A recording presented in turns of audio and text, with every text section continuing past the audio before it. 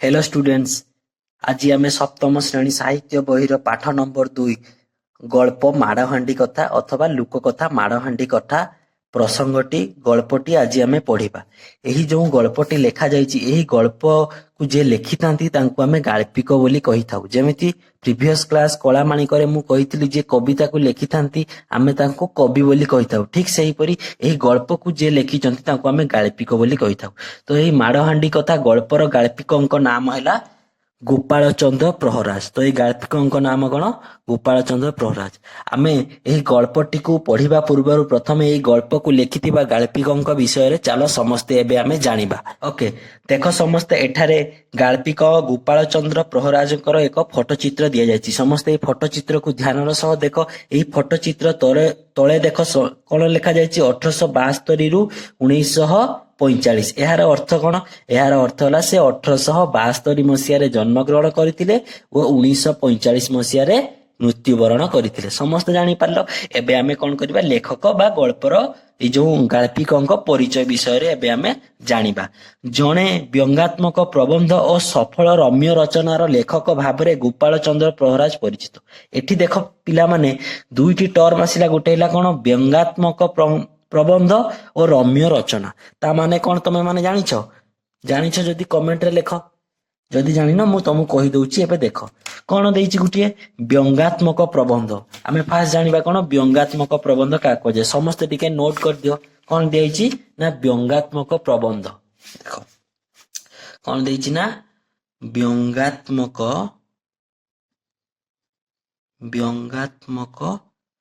प्रबंध। व्यंगात्मक प्रबंध माने कौन? अर्थात हास्य रस माध्यम रे दोष दुर्बलता को समालोचना करिबा। कौन व्यंगात्मक प्रबंध माने कौन है? हास्य रस कौन है लिखिनियो समस्ते एटा नोट करके लिखिनियो। कौन? हास्य रस माध्यम रे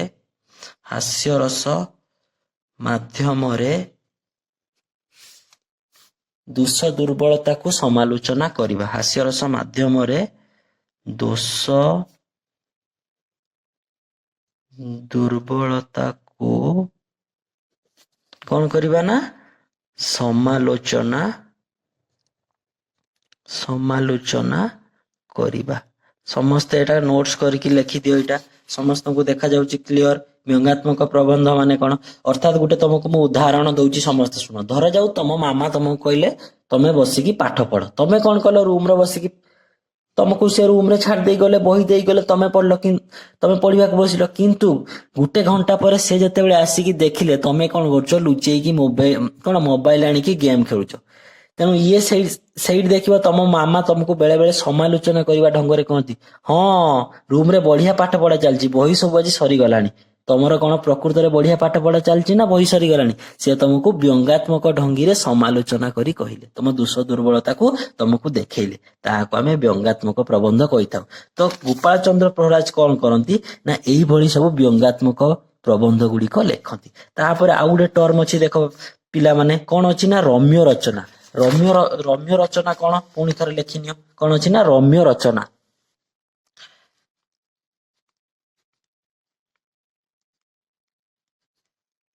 रम्य रचना माने कौन? खुशी पाई निज मनर कथा बा अनुभूति को लेखिबा। बुझिहेला रम्य रचना माने कौन? रम्य रचना माने हैला कौन? खुशी पाई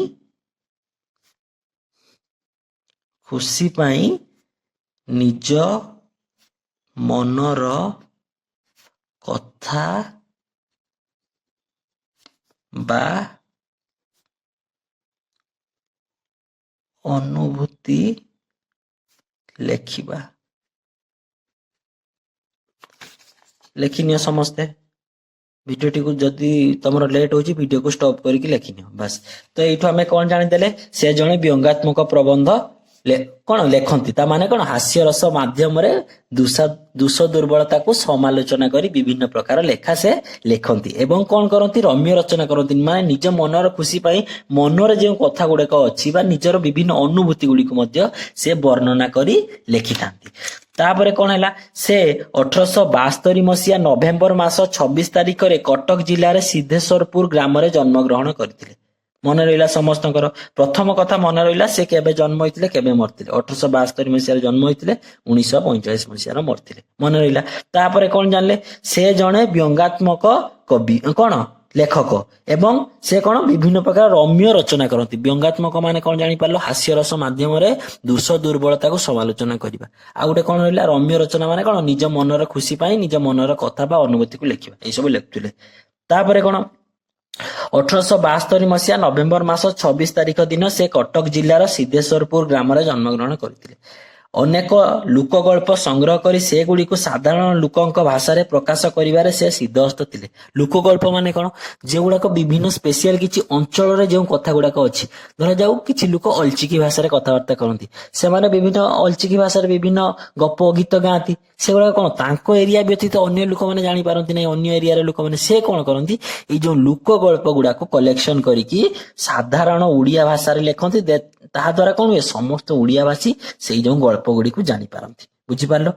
ତାପରେ କଣ ଅଛି, ଏହି ମାଡ଼ହାଣ୍ଡି କଥା ବିଷୟଟି ତାଙ୍କ ରଚିତ ଉତ୍କଳ କାହାଣୀରୁ ସଂଗୃହୀତ।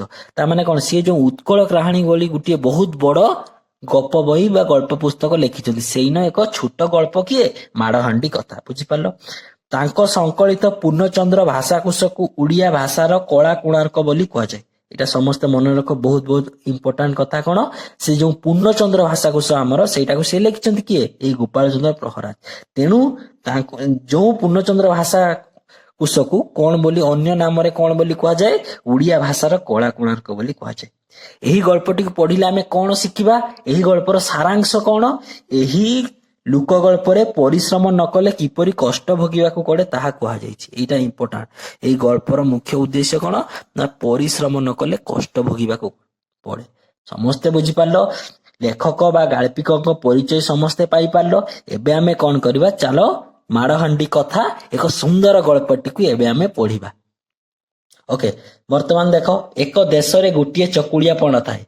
ପଢିବା ଆଗରୁ ଆମେ ପୁଣି ଥରେ ସେଇ ସମାନ ଷ୍ଟେପ ଫଲୋ କରିବା। କଣ କରିବା, ଆଜି ଆମେ କଣ କରିବା, ଏଇ ଯୋଉ ଏକ ଦେଶରୁ ପାଖରୁ ଆରମ୍ଭ କରିକି କେତେ ବାଟ ପଢିବା ଦେଖ। ଏଇ ସବୁ ଆଜି କମ୍ପ୍ଲିଟ କରିବା, ସବୁ କମ୍ପ୍ଲିଟ କରିବା। ଏବଂ ଆଉ କଣ କମ୍ପ୍ଲିଟ କରିବା, ଏଇ ଯୋଉ ପେଜରେ ଯାହା ଅଛି, ଏଇ ଯୋଉ ପୃଷ୍ଠାରେ ଯାହା ଅଛି, ତାକୁ ମଧ୍ୟ ଆମେ ଆଜି କମ୍ପ୍ଲିଟ କରିବା। ତାକୁ ଆମେ କମ୍ପ୍ଲିଟ କରିବା। ସମସ୍ତେ ନିଜ ବହିରେ ଚେକ୍ କରିଦିଅ, ବହି ବାହାର କରିକି ଏତେ ବାଟ କମ୍ପ୍ଲିଟ କରିବା। ପ୍ଲସ୍ ଆଉ କଣ କମ୍ପ୍ଲିଟ କରିବା, ନା ଦେଖ, ଏଇ ଯୋଉ ଗୋଟେ ଚିହ୍ନ ଦିଆଯାଇନି, ଏତିକି ଯାଏଁ ଆଜି ଆମେ କଣ କରିବା, ଆଜିର କ୍ଲାସରେ ଆମେ ଏଇ ଚିହ୍ନ ପର୍ଯ୍ୟନ୍ତ ଆଲୋଚନା କରିବା।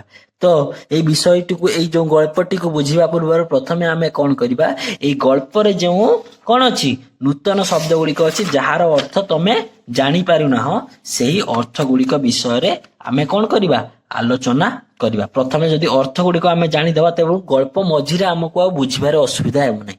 ତେଣୁ ପ୍ରଥମେ କଣ କରିବା, ଗୋଟେ ଲିଷ୍ଟ କରିବା। ପ୍ରଥମେ ଦେଖ କଣ ଅଛି, ଏକ ଦେଶରେ ଚକୁଳିଆ ପଣ୍ଡା ଥାଏ, ସେରେ ଅଛି କି ନାଇଁ, ସେରେ ଏଠି ଗୋଟେ ଅଛି କି ନାଇଁ, ସେରେ। ପ୍ରଥମ ଆମର ନୂତନ ଶବ୍ଦ କଣ ହେଲା, ପ୍ରଥମ ନୂତନ ଶବ୍ଦ ଆମର ହେଲା କଣ, ସେରେ। ସେରେ ସେରେ ପରେ କଣ ଅଛି, ପୋଷେ। ପୋଷେ ଚାଉଳ, କଣ, ପୋଷେ ଚାଉଳ। ଯଦି ମୁଁ ଏପରି ଲେଖିବାକୁ ବସିବି ତାହେଲେ ଭିଡିଓଟି ବହୁତ ଲଙ୍ଗ ହେଇଯିବ। ତେଣୁ ମୁଁ କଣ କରୁଛି, ପ୍ରଥମେ ଗୋଟେ ଲିଷ୍ଟ ବନେଇ ଦଉଛି। ଏଇ ଲିଷ୍ଟର ଯୋଉ ନୂତନ ଶବ୍ଦ ଗୁଡିକ ରହିବ ତାକୁ ଆମେ ଆଲୋଚନା କରିବା। ଯଦି କିଛି ନୂତନ ଶବ୍ଦ ଏଇ ଲିଷ୍ଟରେ ନଥାଏ, ତୁମେ ଭାବୁଛ ତାର ଜାଣିପାରୁନ, ତାକୁ ତମେ କମେଣ୍ଟ ସେକ୍ସନରେ ଲେଖିଦେଇଥିବ। ଲେଖିଦେଲା ପରେ ତାକୁ ମୁଁ ରିପ୍ଲାଏ ଦେଇଦେବି ବା ନେକ୍ସଟ କ୍ଲାସରେ ଆଲୋଚନା କରିଦେବି। ଠିକ ଅଛି। ଠିକ ଅଛି ପିଲାମାନେ, ମୁଁ ଯାହା ବି ନୂତନ ଶବ୍ଦ ଅଛି, ଯେତେ ଯାଏ ଆମେ ମାର୍କ କରିଥିଲେ ସେତିକି ମଧ୍ୟରେ ଯାହା ବି ନୂତନ ଶବ୍ଦ ଅଛି ତାର ଗୋଟେ ଲିଷ୍ଟ କରିକି ରଖିଦେଇଛି।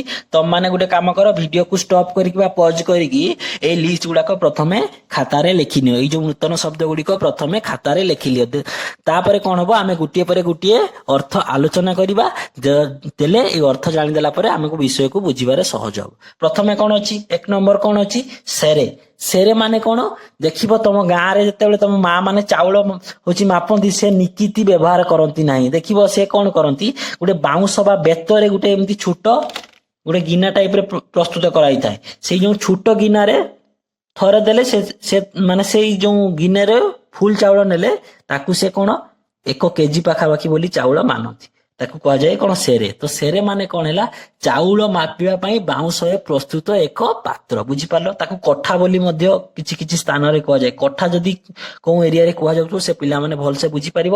ବାଉଁଶରେ ଏମିତି ଛୋଟ ଗୋଟେ ଢାଳ ମାନେ ସେପ ର ଗୋଟେ ତିଆରି କରାହେଇଥିବ, ସେଥିରେ ଫୁଲ ଚାଉଳ ନେଲେ 1 କେଜି ଚାଉଳ ହୋଇଥାଏ, ତାକୁ ସେରେ କୁହାଯାଏ। ସେରେ ଚାଉଳ ମାନେ କଣ ବୁଝିପାରିଲ? ତ ସେରେ ମାନେ ହେଲା କଣ ଚାଉଳ ମାପିବା ପାଇଁ ବାଉଁଶରେ ପ୍ରସ୍ତୁତ ପାତ୍ର। ଲେଖିଦିଅ ସମସ୍ତେ। ସେରେ ମାନେ କଣ ହେଲା? ସେରେ ମାନେ ହେଲା ଚାଉଳ ମାପିବା ପାଇଁ ଚାଉଳ ମାପିବା ପାଇଁ କଣ ହେଲା ନା ଚାଉଳ ମାପିବା ପାଇଁ ବାଉଁଶରେ ପ୍ରସ୍ତୁତ ପାତ୍ର। ବାଉଁଶରେ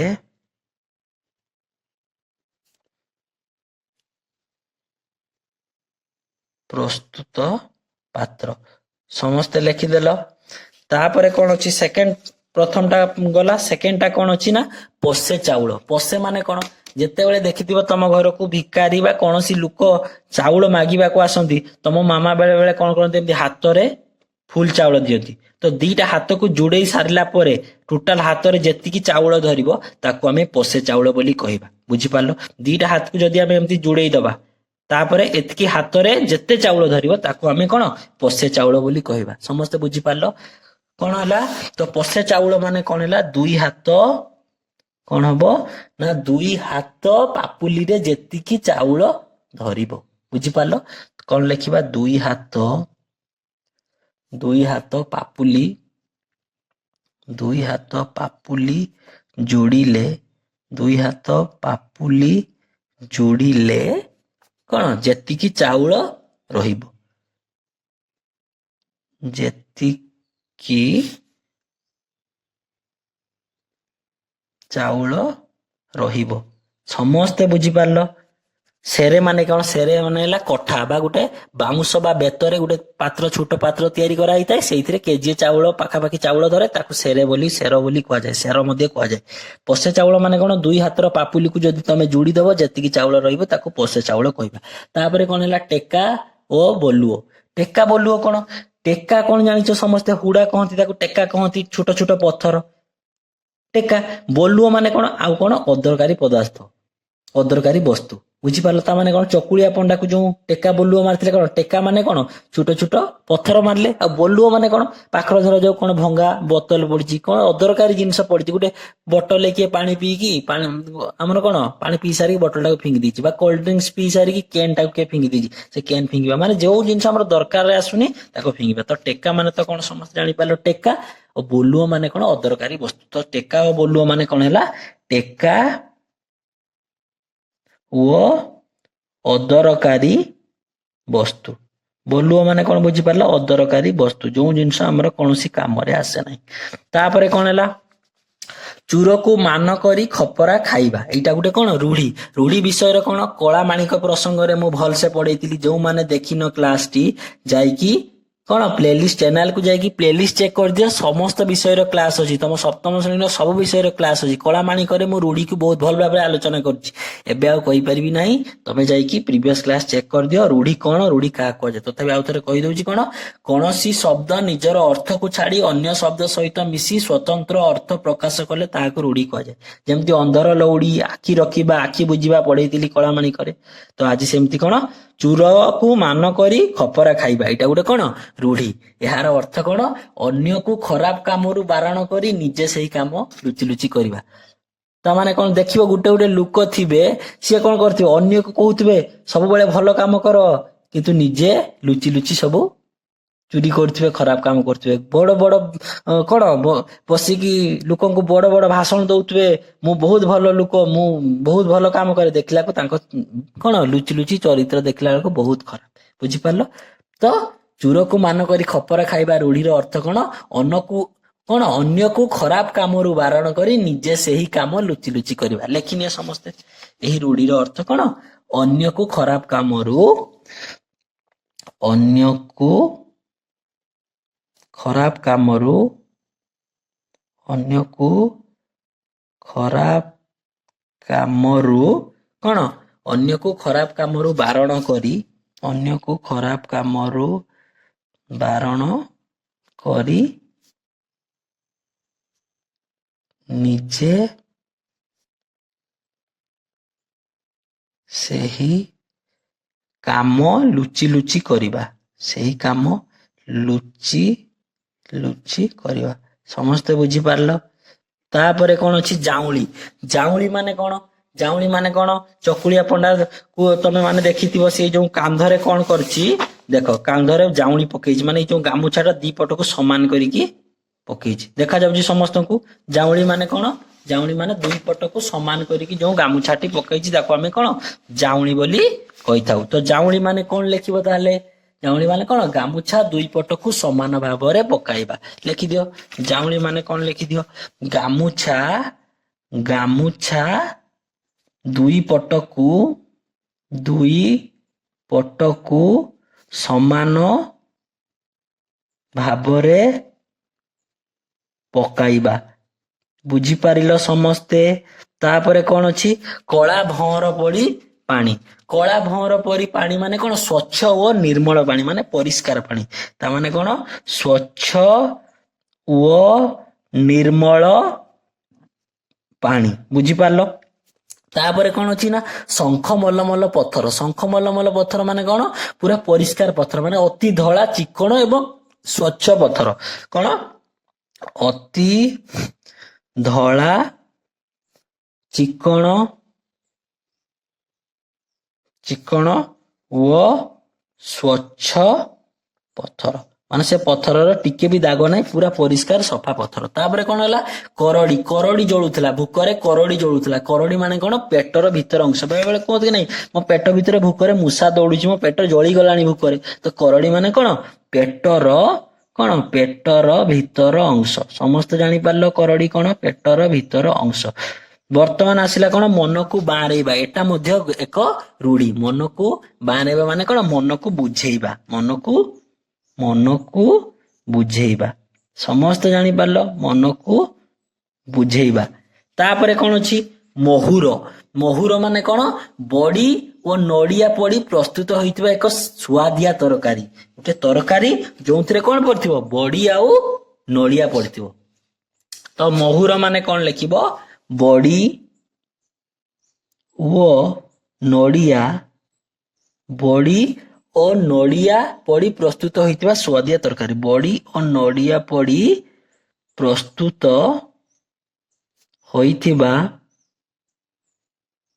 ହୋଇଥିବା ସୁଆଦିଆ ତରକାରୀ। ସମସ୍ତେ ଲେଖିଦିଅ, ଏଗୁଡାକ ଲେଖିଦିଅ, କୋଉଠି ପାଇବ ନାହିଁ। ସୁଆଦିଆ ତରକାରୀ। ଏଗୁଡାକ ଗପ ବୁଝିଯିବ, କିନ୍ତୁ ଏଇ ଶବ୍ଦର ଅର୍ଥ ତମେ ଜାଣିପାରୁନଥିବ। ଆମ୍ବିଳ। ଆମ୍ବିଳ କଣ? ତେନ୍ତୁଳି ବା ଆମ୍ବୁଲ ପକାଇ ପ୍ରସ୍ତୁତ କରାଯାଉଥିବା ସୁଆଦିଆ ଖଟା ତରକାରୀ। ବୁଝିପାରିଲ ଆମ୍ବିଳ କଣ? କଣ ହେଲା ଆମ୍ବିଳ? ତେନ୍ତୁଳି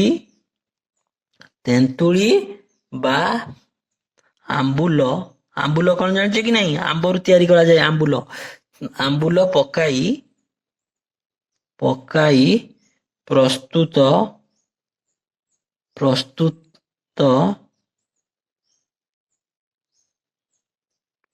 କରାଯାଇଥିବା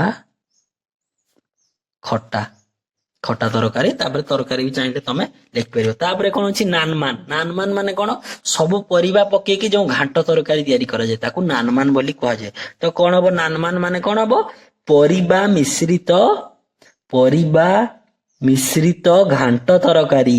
ଘାଣ୍ଟ ସମସ୍ତଙ୍କୁ ଭଲ ଲାଗେ କି ନାଇଁ ଖାଇବାକୁ? ଘାଣ୍ଟ ତରକାରୀ। ତାପରେ କଣ ଅଛି ନା ଦରବ। କଣ ଅଛି? ଦରବ। ଦରବ ମାନେ କଣ? ଖାଦ୍ୟ ପଦାର୍ଥ। ଲେଖିଦିଅ ସମସ୍ତେ। ଦରବ ମାନେ ହେଲା ଖାଦ୍ୟ ପଦାର୍ଥ। ତାପରେ ପୁଣି ଗୋଟେ କଣ ରୂଢି ଆସିଲା? କଣ? ଉଡିଗଲା ଚଢେଇର ପେଟ କଥା ଜାଣିବା। ଉଡିଗଲା ଚଢେଇର ପେଟ କଥା ଜାଣିବା ମାନେ କଣ? ମନର ଗୋପନ କଥାକୁ ବା ମନରେ ଲୁଚି ରହିଥିବା କଥାକୁ ସହଜରେ ବୁଝିପାରିବା। ତ କଣ ୟା ମାନେ କଣ ଲେଖିବ? ମନର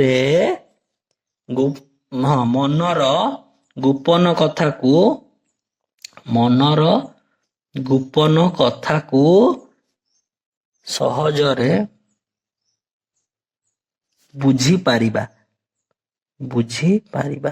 ତାମାନେ ଭଗବାନ ତମେ ମନରେ କଣ ଚିନ୍ତା କରୁଛ ଜାଣିପାରନ୍ତି କି ନାହିଁ? ସେଇ କଥା ଏଠି କୁହାଯାଇଛି। ଉଡିଗଲା ଚଢେଇର ପେଟ କଥା ଜାଣିବା, ଏଟା ଗୋଟେ ରୂଢି। ଏହାର ଅର୍ଥ କଣ? ତମ ମନ କଥାକୁ ଯିଏ ବୁଝିପାରୁଥିବ, ତମ ମନରେ କଣ ବୋଲି ଭାବୁଛ ସେ କଥାକୁ ଯିଏ ବୁଝିପାରୁଥିବ ତାକୁ କଣ କୁହାଯାଏ? ଉଡିଗଲା ଚଢେଇର ପେଟ କଥା ଜାଣିବା। ତାପରେ କଣ ହେଲା? ବାରଜ ବାରଜ କରି। ବାରଜ ବାରଜ କରି ମାନେ କଣ? ଆଦରର ସହ ଗୋଟି ଗୋଟି କରି। କଣ? ଆଦରର ସହ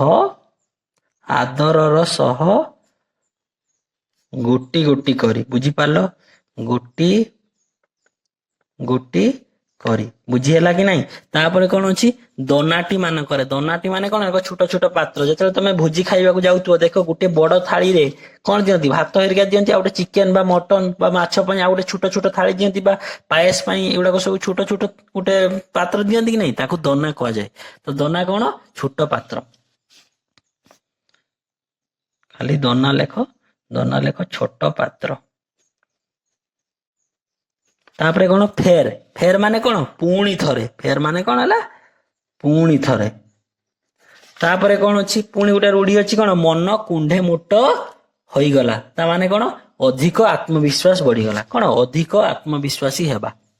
ଲେଖିଦିଅ ସମସ୍ତେ, ଅଧିକ ଆତ୍ମବିଶ୍ୱାସୀ ହେବା। ତାପରେ କଣ ହେଲା? ଘରକୁ ମହିଳା। ଘରକୁ ମହିଳା ମାନେ କଣ ହବ? ଘରକୁ ଫେରିଲା। ଘରକୁ ଫେରିଲା। ସମସ୍ତେ ଲେଖିଦିଅ। ତାପରେ କଣ ହେଲା? ପଲମ। ପଲମ ମାନେ କଣ? ମାଟିରେ ତିଆରି ଘୋଡ଼ଣୀ। ମାଟି ହାଣ୍ଡିକୁ ଘୋଡେଇବା ପାଇଁ ଉପରେ ଦେଖିଥିବ ଗୋଟେ ପକାନ୍ତି ତେଲୁଣୀ ଟାଇପର, ତାକୁ କୁହାଯାଏ କଣ? ପଲମ। ମାନେ କଣ?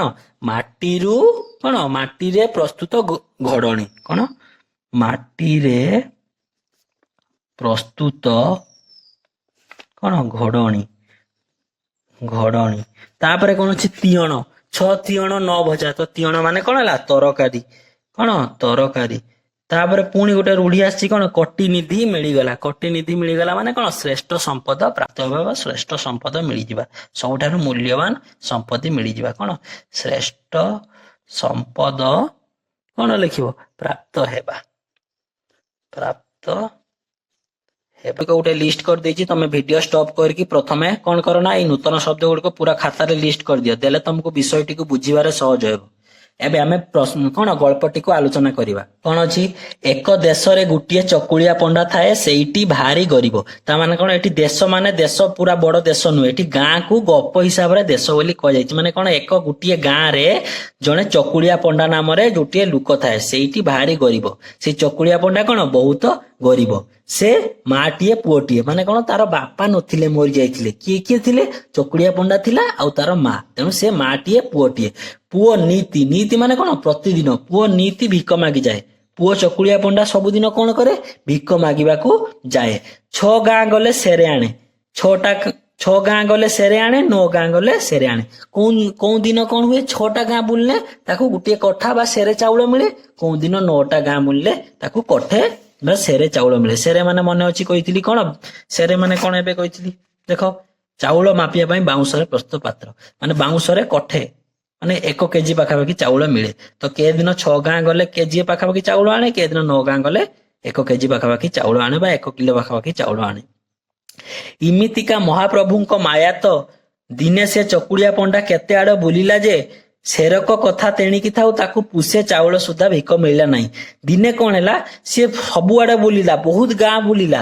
ତାକୁ ଡେଲି ପାଖାପାଖି କଣ 1 କିଲୋ ପାଖାପାଖି ଚାଉଳ, ସେରେ ପାଖାପାଖି ଚାଉଳ ହଉଛି କଣ? ମିଳୁଥାଏ। କିନ୍ତୁ ସେ ଦିନ କଣ ହେଲା? ସେରେ ତ ଦୂରର କଥା, କେଜିଏ ତ 1 କିଲୋ ତ ଦୂରର କଥା, ପୋଷେ ହେଲେ ବି ଚାଉଳ ମିଳିଲା ନାହିଁ। ମାନେ 2 ହାତ ପାପୁଲିକୁ ଯୋଡ଼ିଲେ ଯେତିକି ଚାଉଳ ଧରିବ, ପୋଷେ ଚାଉଳ ମାନେ ତମକୁ କହିଥିଲି କଣ? ମନେ ଅଛି କି ନାହିଁ? 2 ହାତ ପାପୁଲି ଯୋଡ଼ିଲେ ଯେତିକି ଚାଉଳ ରହିବ, 2 ହାତ ପାପୁଲିକୁ ଯୋଡ଼ିଲେ ଯେତିକି ଚାଉଳ ରହିବ, ସେତକ ଚାଉଳ ମଧ୍ୟ ତାକୁ ମିଳିଲା ନାହିଁ। ଲୋକେ ଭିକ ଦେବେ କଣ? ବେଳକୁ ତାକୁ ଗାଁ ପିଲାଏ ସବୁ ଟେକା ବୋଲୁଅ ଲଦି ମାଡ଼ ମାରି ତଡ଼ିଦେଲେ। ଲୋକମାନେ ତାକୁ ଭିକ ଆଉ ଦେବେ କଣ? ଭିକ ତ କେହି ତାକୁ ଦେଲେନି, ବରଂ କଣ କଲେ? ଗାଁ ପିଲାମାନେ ସବୁ ଟେକା ଆଉ ବୋଲୁଅ, ଅଦରକାରୀ ବିଭିନ୍ନ ପ୍ରକାର ଟେକା ଏବଂ ପଥର ଏବଂ କଣ ଅଦରକାରୀ ବସ୍ତୁ ସବୁ ତାକୁ ମାରିକି ତା ଉପରକୁ ମାରିଲେ। ପଛକୁ ଚକୁଳିଆ ପଣ୍ଡା ବିଚରାଟି କାନ୍ଦି ବୋବାଇ ପଳେଇ ଆସିଲା। ଯେମିତି ଲୋକ ସବୁ ଏମିତି ସବୁ ଟେକା ଫେକା ମାରିଲେ, ସିଏ କଣ ହେଲା? କାନ୍ଦି କାନ୍ଦି ପଳେଇ ଆସିଲା। ବିଚାରିଲା, ଚିନ୍ତା କଲା, ଆଉ ଏ ନିର୍ଲଜ ମୁହଁ ଦେଖେଇବାକୁ ଘରକୁ ଯିବି ନାହିଁ। ଚିନ୍ତା କଲା କଣ, ମୁଁ ଗୋଟେ ଏତେ ବଡ ପିଲା ହେଇକି ଟିକେ ଭିକ ମଧ୍ୟ ଆଣିପାରିଲିନି, ଆହୁରି ମାଡ ଖାଇକି ଆସିଛି, ତେଣୁ ଏ ନିର୍ଲଜ ମୁହଁ ମୁଁ କାହାକୁ ଦେଖେଇବା ପାଇଁ ଆଉ ଘରକୁ ଆଉ ଯିବ ନାହିଁ ବୋଲି ସେ ମନେ ମନେ ଚିନ୍ତା କଲା। ଏହା ଚିନ୍ତା କରି ଚୁରକୁ ମାନ କରି ଖପରାରେ ଖାଇଲା ଭଳିଆ। ଏବେ ରୂଢିର ଅର୍ଥ କଣ କହିଥିଲି? ଚୁରକୁ ମାନ କରି ଖପରା ଖାଇବା ଅର୍ଥ କଣ କହିଥିଲି? ଅନ୍ୟକୁ ଖରାପ କାମରୁ ବାରଣ କରି ନିଜେ ସେଇ କାମ ଲୁଚି ଲୁଚି କରିବା। ଅର୍ଥାତ୍ ଚକୁଳିଆ ପଣ୍ଡା କଣ ବ୍ରାହ୍ମଣ, ସିଏ ଅନ୍ୟମାନଙ୍କୁ କଣ ଉପଦେଶ ଦିଏ, ଏମିତି ଘର ଉପରେ ରାଗିବନି, କିନ୍ତୁ ନିଜେ ସେଇ କାମ କରୁଛି। ତେଣୁ ଏଠି କୁହାଯାଇଛି କଣ, ଅନ୍ୟକୁ ଖରାପ କାମରୁ ବାରଣ କରି ନିଜେ ସେଇ କାମ କଲା। ତେଣୁ ସିଏ ବର୍ତ୍ତମାନ କଣ କଲା, ଏଇ ନିର୍ଲଜ ମୁହଁକୁ ନେଇ ଘରକୁ ଯିବ ନାହିଁ ବୋଲି କହିଲା। ଏହା ବିଚାରି ଚୁରକୁ ମାନ କରି ଖପରାରେ ଖାଇଲା ଭଳିଆ କାନ୍ଧରେ ତୁଚ୍ଛା ଜାଉଁଳିଟିଏ ପକେଇ ଯାଉଥାଏ। ତେଣୁ କଣ କହିଥିଲି, ଜାଉଁଳି ମାନେ କଣ କହିଥିଲି, ଗାମୁଛାଟିକୁ ଦିପଟକୁ ସମାନ ଭାବରେ ପକେଇ ଯାଉଥାଏ।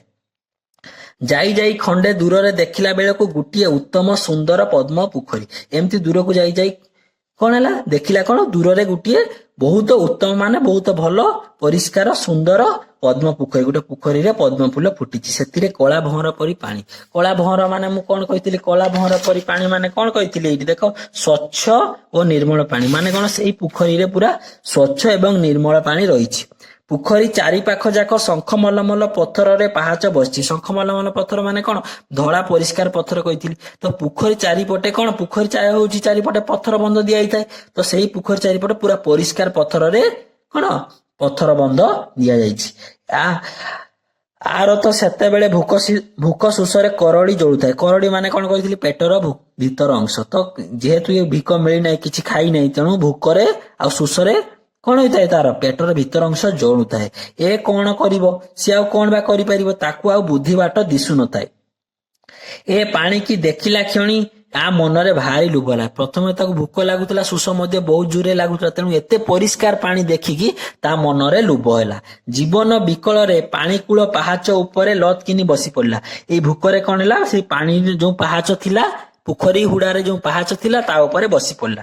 ଦେଖିଲା ସେ କାଚ କେନ୍ଦୁ ଭଳିଆ ପାଣି ମୁଦିଙ୍କ ହୋଇଛି।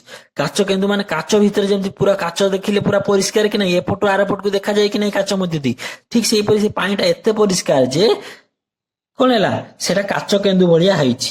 7 ତାଳ ପାଣିରେ ରୂପା ପାତିଆ ଟିକିଏ ପକେଇଦେଲେ ଉପରକୁ ଫୁଟି ଜକଜକ ଦିଶିବ। ମାନେ ପାଣି ଏତେ ପରିଷ୍କାର ଯେ ପାଣି ତଳେ ଯୋଉ ମାଟିର ଯାହା ବି ଟିକେ ଯଦି ଗୋଟେ ରୂପା ଜିନିଷ ବି ପଡିବ, ତାହା ମାଟି ଉପରକୁ, ପାଣି ଉପରକୁ ପୁରା କ୍ଲିୟର ଦେଖାଯିବ। ମାନେ ପାଣି ପୁରା ପରିଷ୍କାର। ଅପରିଷ୍କାର ପାଣି ହେଲେ ସିନା ଭିତରେ କଣ ଅଛି ଦେଖାଯିବନି, ସେ ପାଣି ଏତେ ପରିଷ୍କାର ଯେ କଣ, ଉପରକୁ ପୁରା କ୍ଲିୟର ଦେଖାଯାଉଛି ପାଣିର ତଳେ କଣ ଅଛି। ବୁଝିପାରିଲ ସମସ୍ତେ? ଏବେ ଆମେ ନେକ୍ସଟ ପେଜକୁ ଯିବା।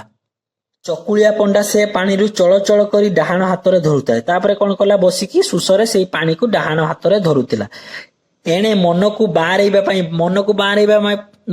ପାଇଁ ମାନେ କଣ କହିଥିଲି, ମନକୁ ବୁଝେଇବା ପାଇଁ।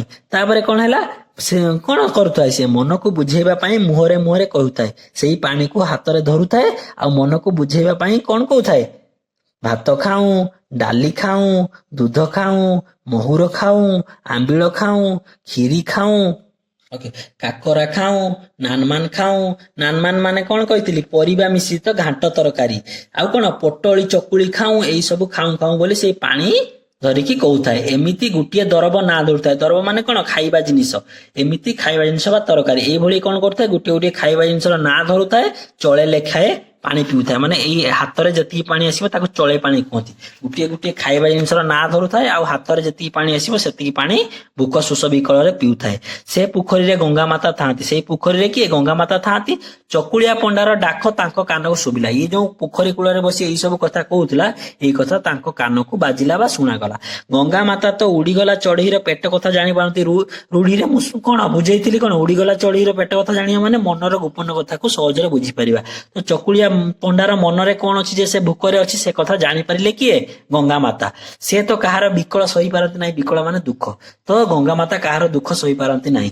ଏହା ଡାକ ଶୁଣି, ମାନେ କାହାର, ଚକୁଳିଆ ପଣ୍ଡାର ଡାକ ଶୁଣି ମନେ ମନେ ବିଚାରିଲେ, ମାନେ ଚିନ୍ତା କଲେ, ଏ ଚକୁଳିଆ ପଣ୍ଡାଟି ସିନା ଭୋକ ବିକଳରେ ଏମିତି ହଉଛି, ଦେବତାଙ୍କୁ ଅବା କେଉଁ ଦରବ ଅପୂରବ। ତ ଦେବତା ଚାହିଁଲେ କୋଉ ବା ଖାଦ୍ୟ ପଦାର୍ଥ ତିଆରି କରିପାରିବେ ନାହିଁ। ଦରବ ଅପୂରବ ମାନେ ସେ ଚାହିଁଲେ ସମସ୍ତ ଖାଦ୍ୟ ପଦାର୍ଥ ତିଆରି କରିପାରିବେ। ସେ କଣ କଲେ ନା, ତ ଗଙ୍ଗା ମାତା କଣ କଲେ ନା ଚକୁଳିଆ ପଣ୍ଡା ଯେତକ ଦରବ ନାଁ ଧରି ଚୋଳାଏ ଚୋଳାଏ ପାଣି ପିଉଥାଏ। ଚକୁଳିଆ ପଣ୍ଡା ଯେଉଁ ଯେଉଁ ଖାଦ୍ୟ ପଦାର୍ଥର ନାଁ ଧରିକି ପାଣି ପିଉଥାଏ ସେତକ ବାରଜ ବାରଜ କରି ମାନେ ସେହି ସବୁ ଖାଦ୍ୟ ପଦାର୍ଥ ଗୋଟି ଗୋଟି କରି ଦନା ମାନଙ୍କରେ ଛୋଟ ଛୋଟ ତାଟିଆ ବା ଛୋଟ ଛୋଟ ଗିନା ମାନଙ୍କରେ ଭରାଭର ଭରି ଦେଇ ହାଣ୍ଡିରେ ସଜାଡି ରଖିଦେଲେ। ହାଣ୍ଡି ଉପରକୁ ତେଲୁଣିଟିଏ କଣ୍ଟି କାଣ୍ଟି କରି ଘୋଡେଇ ଦେଲେ। ଏ ଚକୁଳିଆ ପଣ୍ଡାଟି ଯେଉଁଠେଇ ବସିଥିଲା ସେଇଠେଇକି ତୁନି କରି ବସେଇଥିଲେ। ମାନେ କଣ ହେଲା, ଚକୁଳିଆ ପଣ୍ଡା ଯେଉଁ ଯେଉଁ ଖାଦ୍ୟ ନାଁ କହିକି ସବୁ ପାଣି ପିଉଥିଲା ତାକୁ ସବୁ ଛୋଟ ଛୋଟ ଦୁନାରେ ରଖିକି ହାଣ୍ଡିରେ ସଜେଇକି ରଖିଦେଲେ ଏବଂ ହାଣ୍ଡି ଉପରେ ଗୋଟେ ତେଲୁଣି ଘୋଡେଇ ଦେଇକି ଚକୁଳିଆ ପଣ୍ଡା ଯୋଉଠିକି ବସିଥିଲା ସେଇ ଆଡକୁ ଚୁପକିନି ବସେଇ ଦେଲେ। ବୁଝିପାରିଲ ସମସ୍ତେ? ହାଣ୍ଡି ଭାସି ଭାସିକା ଆ ପାଖରେ ଆସି ଲାଗିଗଲା। ହାଣ୍ଡି ଭାସି ଭାସି ଆସି ଚକୁଳିଆ ପଣ୍ଡା ପାଖରେ ପହଞ୍ଚିଗଲା। ଚକୁଳିଆ ପଣ୍ଡା ଏ ହାଣ୍ଡିକି ଦେଖି ଭାରି ଆଚମ୍ବିତ ହେଲା। ଚକୁଳିଆ ପଣ୍ଡା ସଡନ ଏକ ହାଣ୍ଡି ଦେଖି ହଠାତ୍ ହାଣ୍ଡିଟିକୁ ଦେଖି ଆଚମ୍ବିତ ମାନେ ଆଶ୍ଚର୍ଯ୍ୟ ହେଲା। ଏଥିରେ କଣ ଅଛି ଦେଖେ। ସେ କଣ ମନେ ମନେ କ୍ୟୁରିଓସିଟି ତା ମନରେ ଭାବନା ଆସିଲା, ଏଥିରେ କଣ ଅଛି ମୁଁ ଯାଇକି ଦେଖେ।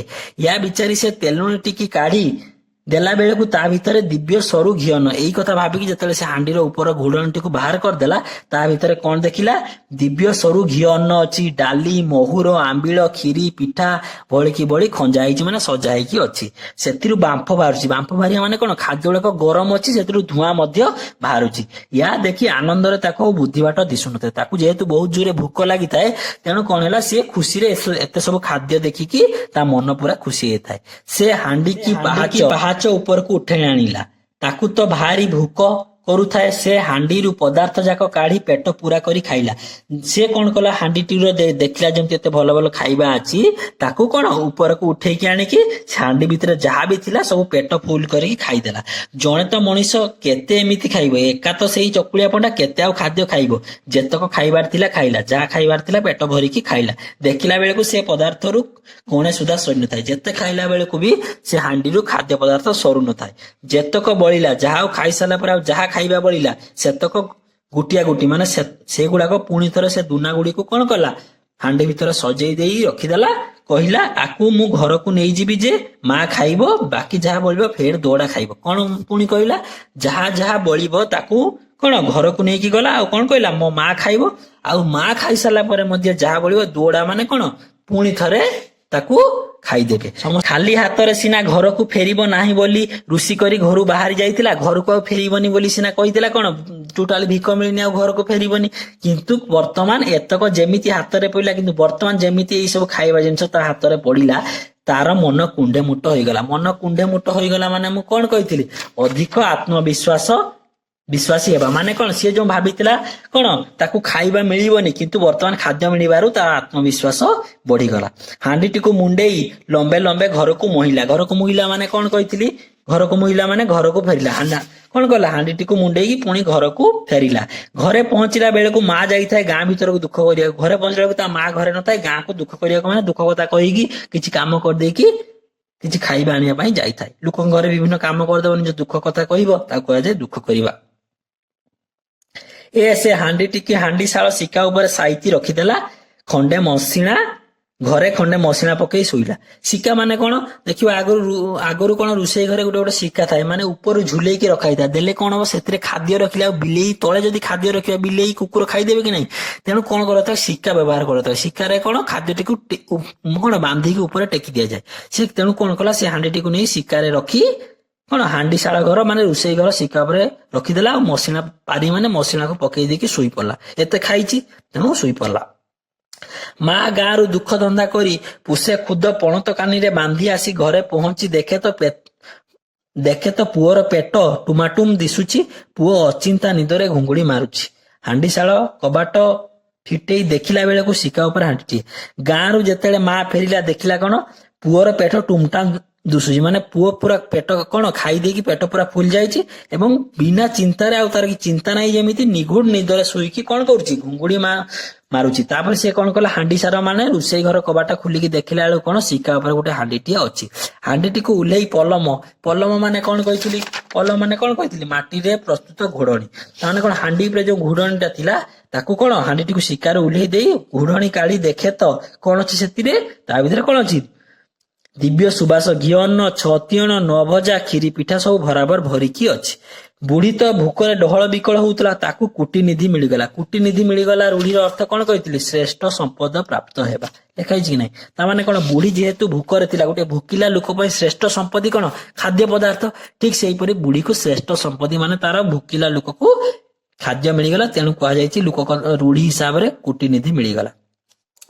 ଯେହେତୁ ପ୍ରବଳ ଭୋକ, ସେ ଆଉ ପୁଅକୁ ଉଠେଇବ କଣ? ବାଡିକୁ ଯାଇ ବେଁ ଲମ୍ବର ଖଣ୍ଡିଏ କଦଳୀ ପତ୍ର ଆଣିଲା, କାଟି ଆଣିଲା। ବେଁ ମାନେ କଣ? ଦି ହାତକୁ ଷ୍ଟ୍ରେଟ ଲମ୍ବେଇ ଦବ, ଏପଟରୁ ସେପଟର ଯେତେ ଲମ୍ବା ହବ ସେତିକି ଲମ୍ବାର ଗୋଟିଏ କଦଳୀ ପତ୍ର କାଟି ଆଣିଲା। ହାଣ୍ଡିରୁ ଗୋଟେ ଗୋଟେ କଣ ଗୋଟି ଗୋଟି କରି ସବୁ ପଦାର୍ଥ କାଢିଲା, ଯେତକ ମନ ଇଚ୍ଛା ଖାଇଲା, ଆଉ ଯାହା ବଳିଲା ତାକୁ ହାଣ୍ଡିରେ ପୁଣି ଥରେ ଶିକାରେ ଟେକିଦେଲା ବା ରଖିଦେଲା। ପୁଅ ଶୋଇଥିଲା, ଉଠି ମାଆକୁ ସବୁ କଥା କହିଲା। ପୁଅ ଯେ ଶୋଇଥିଲା, ଉଠିଲା ପରେ ମାଆକୁ ସବୁ କଥା କହିଲା, କେମିତି ସେ ଖାଦ୍ୟ ହାଣ୍ଡି ପାଇଲା। ଫେର ଉପର ଓଳି ମାନେ କଣ? ଯୋଉ ତମ ସ୍କୁଲ ଛୁଟି ହବା ଟାଇମ ମାନେ 12ଟା 2ଟା ପରେ ତାକୁ ଉପର ଓଳି କୁହନ୍ତି। ସ୍ପେସିଆଲି 12ଟା ପର ସମୟକୁ, ଦିନ 12ଟା ପର ସମୟକୁ ଉପର ଓଳି କୁହାଯାଏ। ମାନେ 2ଟା 3ଟା 4ଟା 5ଟା ଏଇ ସବୁ ସମୟକୁ ଉପର ଓଳି। ତେଣୁ କଣ ହେଲା? ପୁଣି ଥରେ ଖାଇକି ଶୋଇଥିଲେ, ପୁଣି ଉପର ଓଳି ଉଠି ଯାହା ଥିଲା ମା ପୁଅ 2 ଜଣ ଖାଇକି ଅଟିଲ ହେଇକି ଶାନ୍ତିରେ ବିନା ଚିନ୍ତାରେ ଶୋଇଗଲେ। ବୁଝିପାରିଲ? ସମସ୍ତଙ୍କୁ କ୍ଲାସଟି ଯଦି ଭଲ ଲାଗିଲା କ୍ଲାସଟିକୁ ଦେଖିଦିଅ ଏବଂ ଆର ତମର ସପ୍ତମ ଶ୍ରେଣୀର ପ୍ଲେଲିଷ୍ଟ ତିଆରି ହେଇକି ଚ୍ୟାନେଲ ମଧ୍ୟରେ ଅଛି, ଡେସ୍କ୍ରିପସନରେ ଲିଙ୍କ ମଧ୍ୟ ଅଛି, ସମସ୍ତେ ଦେଖିଦିଅ ଏବଂ କଳାମାଣିକ ବିଷୟ ଯୋଉମାନେ କମ୍ପ୍ଲିଟ କରିନ କରିଦିଅ ଏବଂ ଯାହା ବି ସବୁ ନୂତନ ଶବ୍ଦ ଦିଆଗଲା ତାକୁ ବ୍ୟବହାର କରି କଣ କରିବ? ବାକ୍ୟ ଗଠନ କରିକି କମେଣ୍ଟରେ ଲେଖିବ। ତ କମେଣ୍ଟରେ ତମକୁ ଆଜି ପାଇଁ ଗୋଟେ ପ୍ରଶ୍ନ ପଚାରୁଛି।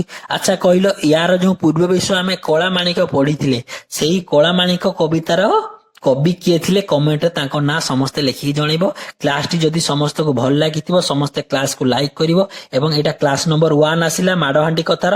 ଏହାପରେ କ୍ଲାସ ନମ୍ବର 2 ଆସିବ। ଯୋଉମାନେ କ୍ଲାସ ନମ୍ବର 2 କୁ ଦେଖିବାକୁ ମଧ୍ୟ ଚାହୁଁଛ ସେମାନେ ତାର ନୋଟିଫିକେସନ ପାଇବା ପାଇଁ ଚ୍ୟାନେଲକୁ ସବସ୍କ୍ରାଇବ କରିଦିଅ।